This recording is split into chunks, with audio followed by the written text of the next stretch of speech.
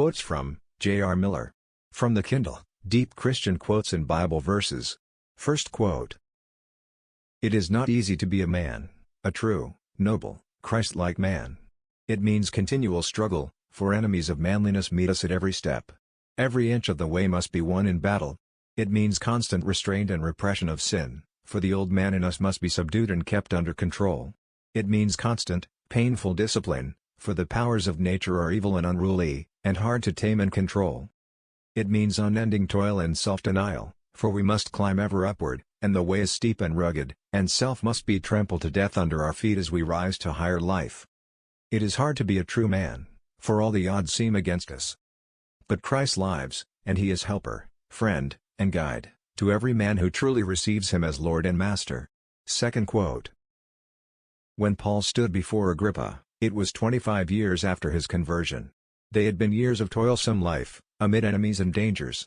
But the heroic old apostle had never given up, never faltered, never turned aside. It was a great record, but he takes no praise to himself. The help came from God, for all these years of faithful witnessing. Third quote. The lives of the converts were so different from their unbelieving neighbors, that they were called Christians.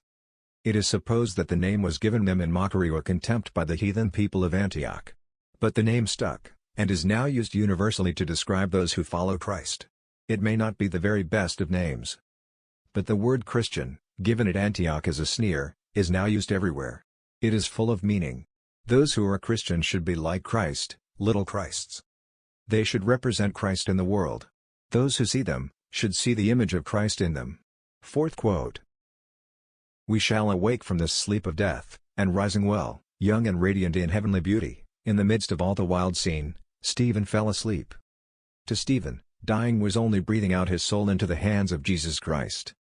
He knew it was not death, but life, which was before him.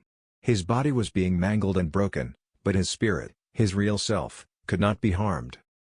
Beyond the strange mystery of death, Jesus waits to receive the departing spirit. Death is only a gateway through which the soul passes, and then life and glory burst upon the vision of the emancipated spirit. Thanks.